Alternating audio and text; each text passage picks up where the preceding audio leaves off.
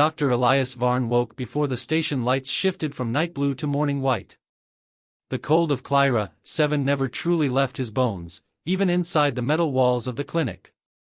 He pulled on his coat and walked past rows of empty beds, listening to the low hum of the power core under the floor. Outside, the mining colony was quiet. Frost clung to every rail and window, turning the world into a field of pale glass. The sky above was a soft gray, like the planet itself was holding its breath. Elias had just started warming a cup of bitter coffee when the clinic door slid open. A boy stood there, shaking from cold and fear. He looked no older than 12.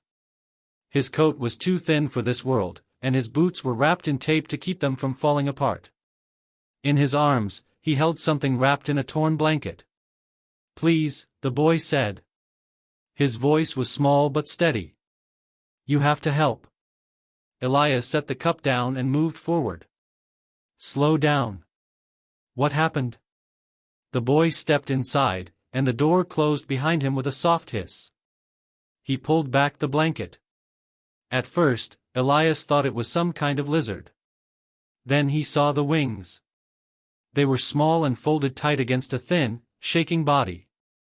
The skin was a dull gray-blue, stretched over sharp bones. Its chest moved in short, weak breaths. 2 tiny horns curved back from its head, and its eyes, half open, were a deep, glowing gold. Elias felt his heart skip. "Where did you find this?" he asked. The boy swallowed. "In the ice fields. Near the old crash zone. It was stuck in a hole. I heard it crying." Elias had worked on Clyra, 7 for 10 years. He had treated broken bones, radiation burns, and frost sickness. He had never seen anything like this. He guided the boy to a table. "Set it down. Gently." The boy did, his hands slow and careful, like he was afraid the creature might fade away if he moved too fast.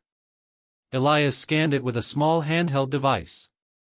The screen flashed strange readings. The heart rate was weak, but steady. The body temperature was far below what it should be, even for a cold world like this. "This is a dragon," Elias said, more to himself than to the boy. The boy nodded. "That's what my grandfather used to talk about. He said they were real once. Long ago." Elias looked at the thin wings, the soft rise and fall of its chest. "I thought they were just stories." The dragon made a soft sound, like a breath mixed with a whisper. Its golden eye opened a little more. It looked at Elias. He felt something he could not explain, like the creature was not just seeing him, but thinking about him. Elias reached for a heat pad and placed it under the dragon's body. The skin felt cold as metal. "It's starving," he said. "And freezing." The boy's hands clenched. "Can you save it?" Elias did not answer right away. The colony had rules. Resources were counted down to the last pack of food and last charge of power. This was not human. This was not on any list of things he was allowed to treat. But it was alive. "I can try," he said. The boy let out a breath he had been holding. "My name is Tom," he said. "I didn't know where else to go." "You came to the right place," Elias said, even though he was not sure it was true. He mixed a thin nutrient solution, the kind used for patients who could not eat solid food. He did not know if it would work, but it was a start. He used a small tube and carefully touched it to the dragon's mouth. At first, nothing happened. Then the dragon's tongue moved. A tiny drop of the liquid disappeared. Tom gasped. "It drank." Elias felt a slow smile form on his face. "Yes. It did." The dragon shifted, its wings twitching like it was dreaming. The glow in its eyes grew a little brighter. Outside, the colony lights turned fully white as morning began. People started to move through the frozen streets, unaware that something old and impossible was lying on a table in the small human clinic. Elias looked at the dragon, then at the boy who had carried it across the ice. "This changes things," he said quietly. Tom nodded. "I think it already has." The dragon made another soft sound, warmer this time, and for the first time since it had entered the clinic, Elias believed it might live. The news did not stay inside the clinic for long. By midday, people were standing outside the door, whispering through fogged glass. Miners in heavy coats, engineers with tool belts, and 2 members of the colony council all waited to see what Tom had brought in from the ice. Elias closed the door and turned the lock. The dragon lay on the table, wrapped in warm cloths. Its breathing was still weak, but steady. The small heat pad hummed under its chest. Tom sat on a stool nearby, his hands folded tight in his lap. He had not left the room since morning. Elias walked to the wall screen and tapped a control. The council members appeared, their faces sharp and tired. "We heard you found something," said Councillor Bren, a tall man with silver lines in his hair. "We need to talk." Elias crossed his arms. "It's alive." "That doesn't change the rules," Bren replied. "We barely have enough supplies for our own people. You know that." Another councillor, Mira Holt, leaned closer to the screen. "Is it dangerous?" Elias looked at the dragon's small wings and thin body. "Right now, it can barely lift its head." "Right now," Bren repeated. "But what about later?" Tom stood up. "It didn't hurt anyone," he said. His voice shook, but he did not stop. It was crying in the ice. "I just helped it." Bren sighed. "This colony is not a place for legends, boy. It's a place for survival." Elias felt a slow heat rise in his chest. "Survival is more than just staying alive," he said. "It's choosing what kind of people we are." There was a long silence. Mira spoke again. "Doctor, if you keep this creature, you will have to use power, food, and time. All of that belongs to the colony." Elias nodded. "I understand." Bren's eyes narrowed. "Then make your choice. Hand it over, and we will take it beyond the outer zone. Or keep it, and answer to all of us if things go wrong." The screen went dark. Tom looked at Elias. "They're going to kill it, aren't they?" Elias did not answer. He walked back to the table and checked the dragon's pulse. It was a little stronger than before. A soft sound came from its throat, low and unsure. Elias felt that strange pull again, like the creature was not just making noise, but asking something. He sat down on the edge of the table. "When I was a child," he said, mostly to himself, "my father was sick. The doctor said it was a waste of time to treat him. Said the medicine should go to someone younger, stronger." Tom listened. "He lived anyway," Elias continued. "Not because of the rules. Because one person decided he mattered." Tom's eyes shone. "This dragon matters too." Elias took a slow breath. "Yes. It does." He stood and walked to the door. Outside, the shadows of people moved past the frosted glass. Elias unlocked the door and stepped into the hall. The crowd went quiet. "This creature is under my care," he said. His voice carried in the narrow space. "I will not give it up." Bren pushed forward from the back. "You don't have the authority." "I have the responsibility," Elias cut in. "If it harms someone, I will answer for it. If it lives, I will care for it." Murmurs spread through the group. A miner raised his hand. "What if it brings trouble? What if others come looking for it?" Elias looked at him. "Then we will face that trouble together." The miner lowered his hand. Bren stared at Elias for a long moment. Then he turned away. "This is on you, Doctor." The crowd slowly broke apart. Elias went back inside and closed the door. Tom let out a breath. "You really did it." Elias leaned against the wall, feeling the weight of his choice settle into his bones. "I don't know if I did the right thing," he said. "I just know I couldn't do the other one." The dragon shifted. Its eye opened again, brighter now. It lifted its head a little, just enough to look at Elias and Tom. A small line of warm light ran along the edge of its wings, like a faint sunrise. Tom whispered, "It's glowing." Elias nodded. "It's responding." He brought another small cup of nutrient mix and carefully fed the dragon again. This time, it drank without stopping. The light grew stronger, then faded, leaving the room quiet and warm. Elias looked at the small creature, then at the thin walls of the clinic, and finally at the frozen world outside. Whatever this dragon was, it had already changed the colony. And now, it had changed him too. Elias knew that saving the dragon would take more than warm blankets and nutrient drinks. Its body was too weak, and the cold of Clyra 7 was unforgiving. He needed a plan. He went to the back of the clinic and opened a storage locker. Inside were medical tools, spare power cells, and some old experimental devices he had collected over the years. He started pulling things together: tubing, heating pads, sensors, and a small pump meant for feeding patients who could not eat on their own. Tom watched quietly, careful not to disturb the fragile creature. "What are you doing?" he asked. "I'm building a way to help it eat and stay warm at the same time," Elias said.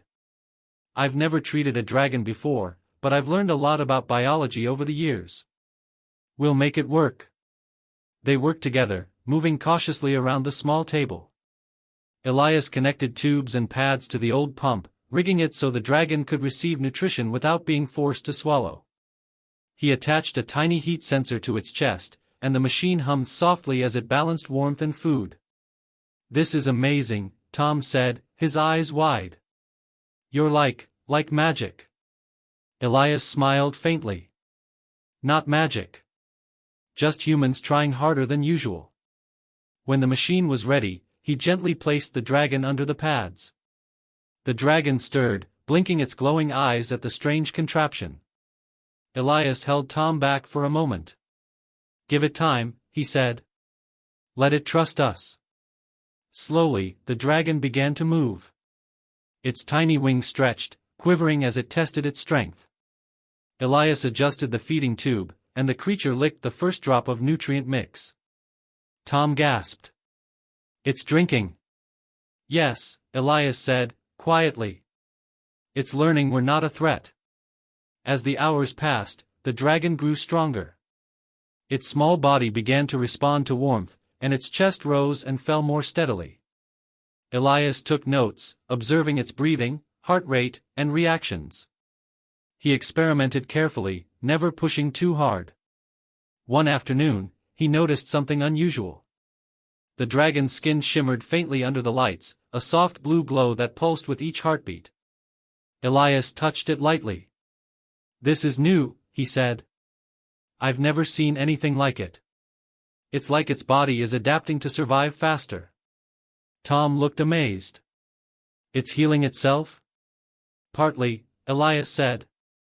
"But it's also responding to care, to warmth, to food. Its body knows we want it alive." Elias built small adjustments into the machine to match the dragon's reactions. He added gentle vibrations to simulate the movement it would feel if flying. He even rigged a soft sound module that played the noises of wind and forest, hoping to calm it and remind it of home. The dragon's wings twitched, and it let out a soft, happy sound. For the first time, it moved with intention, trying to reach for Elias and Tom. They laughed softly, careful not to scare it. Days passed. Elias and Tom worked tirelessly, alternating shifts. They experimented with tiny amounts of solid food, mixed with the nutrient paste. The dragon began to eat on its own, growing stronger each day. Its glowing eyes followed them wherever they went. One evening, Elias watched as the dragon tried to flap its wings. They barely lifted, but the effort was remarkable. "Patience," he whispered. "We'll get there." Tom placed a hand on the dragon's back. "I think it knows we're helping it." Elias nodded. "It knows. And it's learning fast." He adjusted the heat pads again, increasing warmth gradually. The dragon stretched, pressing closer to the pads. Its golden eyes looked at Elias, then Tom, and something in that look made Elias shiver. It was intelligence, trust, and hope all in one. "This is more than saving it," Elias said. "We're teaching it to survive. And we're learning how far humans can push care, skill, and patience." Tom smiled. "You mean, human ingenuity?" "Yes," Elias said, gently. "Humans don't give up. Even in impossible places, we try. That's why it's still alive." By the end of the week, the dragon could lift its head fully and move across the table. It tried to flap its wings, wobbling but determined. Elias carefully held one of its tiny feet, testing strength, and the dragon grabbed his finger lightly, almost like a handshake. Tom clapped quietly. "It's amazing. You made it better." Elias shook his head, smiling faintly. "We didn't make it better. We gave it a chance. It did the rest itself." The colony outside began to notice the dragon moving, glowing softly on the table. Whispers spread again, but Elias did not care. Inside the clinic, humans and dragons shared something rare: trust, care, and the slow power of survival, brought to life by human hands. Elias looked at Tom and then at the dragon. "This is only the beginning. If we can save it now, imagine what else humans can do." The dragon lifted its wings again, and for a moment, the soft blue glow filled the room. It was small, fragile, and alive, proof that human determination could change even the impossible. Days passed, and the dragon grew stronger. Each morning, Elias checked its chest and wings, noting small changes that gave him hope. Its breathing was steady now, and the faint blue glow along its skin was brighter. Tom visited every day, helping with food and gently brushing its tiny claws. The bond between the boy and the dragon was clear, they trusted each other completely. One morning, Elias brought a small mirror to the table. He placed it in front of the dragon and held it still. The dragon lifted its head and blinked at its reflection, then touched the glass with its tiny paw. It tilted its head, fascinated, and even made a soft chirping sound, as if it was trying to understand itself. Elias smiled. "You see, Tom? Intelligence. Awareness. We're not just caring for an animal. This is something extraordinary." The news of the dragon's recovery spread quietly at first. Miners peeked through windows and cracks in the walls. Some whispered fearfully about legends returning. Others were amazed that a human could save such a creature in the freezing wastes. Elias ignored the murmurs. He focused on the dragon, feeding it and slowly introducing new exercises to build strength. One afternoon, he lifted the dragon carefully and let it try flapping its wings. The creature struggled at first, stumbling over the soft mats, but it did not give up. Every time it fell, it tried again. Tom watched, cheering quietly, and Elias felt a strange pride. This was more than healing, it was hope. Then the miracle came. Elias had left the room for a moment, fetching a new nutrient batch. Tom stayed with the dragon, brushing its scales and whispering encouragement. Suddenly, the dragon's body began to glow more strongly. Warm light spilled from its chest and along its wings. Tom stepped back, eyes wide. Elias rushed in. "What's happening?" The dragon lifted itself slightly from the table. Its glow pulsed in rhythm with its heartbeat, stronger and steadier than before. Then, without warning, a soft energy wave radiated from its body, and several colonists standing nearby felt warmth spread through their frozen limbs. A man who had frostbite in his fingers gasped as the pain eased, and a young miner recovered from a chill that had left him weak for days. Elias stared. "It's healing them." Tom knelt beside the dragon. "It's helping people." The dragon blinked its golden eyes, looking between Tom and Elias as if understanding the excitement around it. It chirped softly and nudged Tom's hand with its snout. Its glow dimmed slightly, leaving a soft shimmer over its scales. The energy pulse had faded, but the warmth remained, and the colony realized something impossible had occurred. Word spread quickly through the colony. People came cautiously, some with fear, some with hope. They had heard of human courage, but this was something different. A human had saved a creature thought extinct, and that creature had returned the favor in a way no one could have imagined.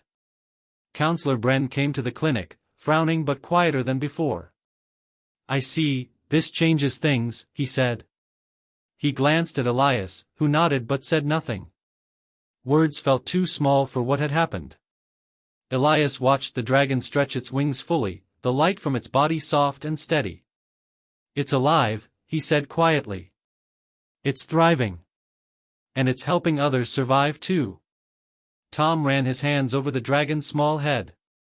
"It's a miracle," he whispered. "All because you believed in it." Elias shook his head slightly. "Not just me. Us. Humans can make a difference when we try. When we choose to care, even in impossible situations." The colony began to change. People were more willing to help each other, to share supplies, and to watch over the weak. The dragon became a symbol, proof that survival was not just about strength, but about empathy, courage, and ingenuity. One evening, Elias and Tom sat near the dragon, letting it rest under the warmth of the pads.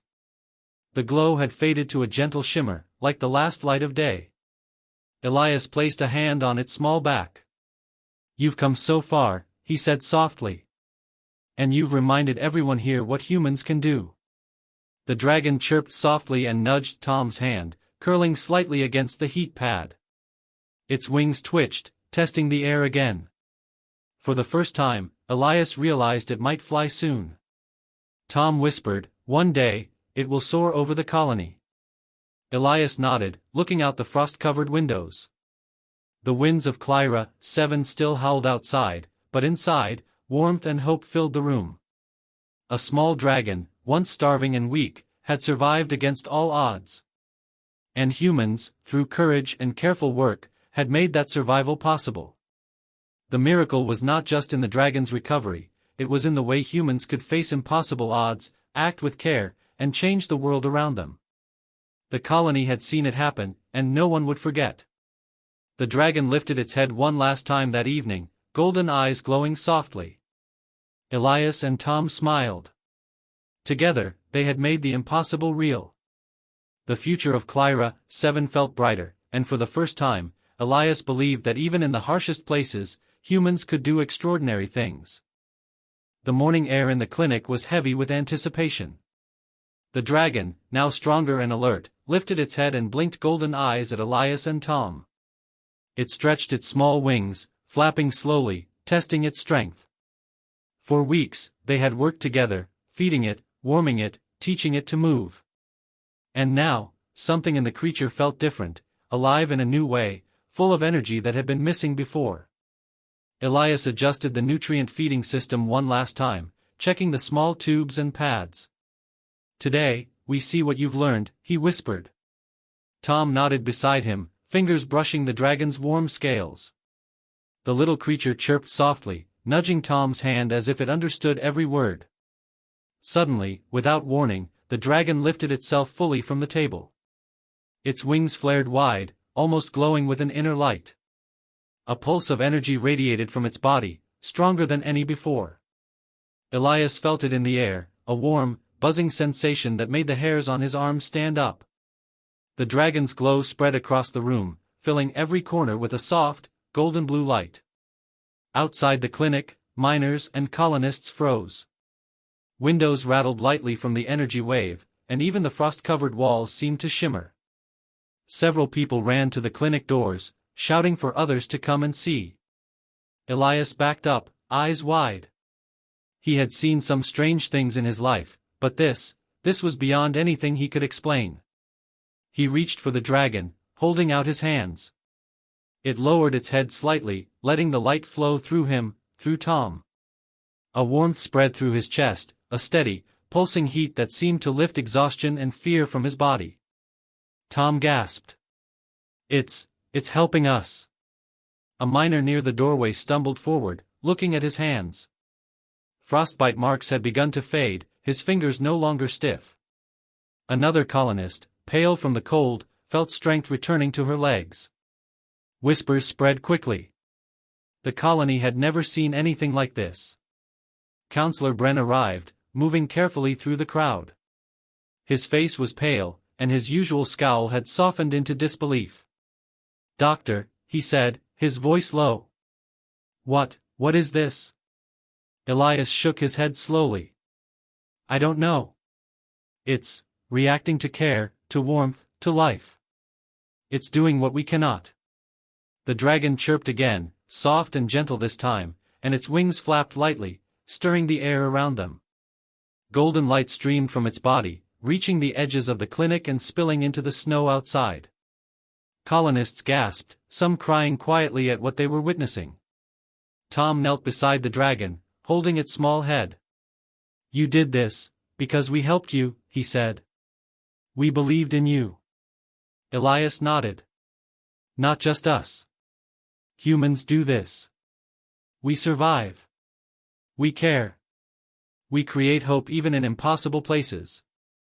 The dragon lifted off the table slightly, hovering with its tiny wings. Its glow pulsed faster, brighter, and then it swooped gently around the room.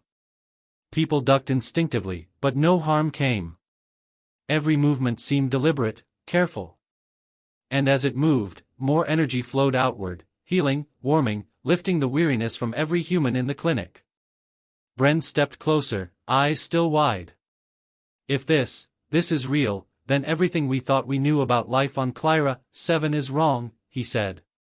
"A dragon, saving humans." Elias felt a surge of pride mixed with disbelief. "It's not magic. It's life responding to life. Care, trust, courage, that's what made this possible." The dragon landed softly back on the table, wings folded, eyes glowing gently. It looked at Tom and Elias as if to say, "We did it together." The crowd of colonists had grown outside the clinic. Some had tears in their eyes. Some whispered, pointing at the dragon, "It's alive, and helping us."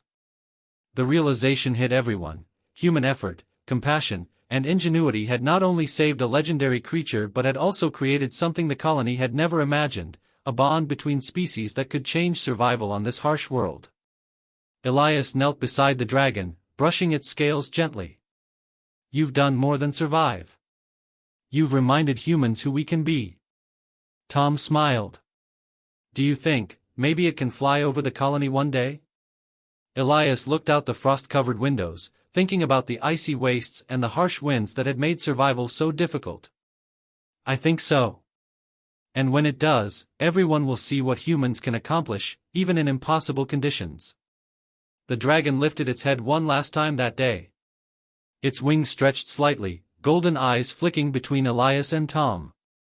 The glow softened to a steady shimmer, like the quiet after a storm. Everyone in the room felt it, the miracle was real, and it had changed them all. Elias whispered, "We gave it a chance, and it gave back more than we ever could have imagined." Outside, the colony buzzed with excitement, hope, and disbelief. For the first time, humans and legends stood together. And on Clyra 7, a small dragon in human hands had proven that courage, care, and ingenuity could create miracles, even in the coldest, harshest places. Tom placed a hand on the dragon's back. "We'll take care of you, always." The dragon chirped softly, curling against the warmth of the pads. Its eyes, golden and bright, seemed to promise something new, a future where humans and creatures thought impossible could survive, thrive, and change the universe together. The room was quiet, but the feeling in every human heart was loud: shock, wonder, and the knowledge that the impossible had become real. And for the first time in a long time, Clyra 7 felt alive.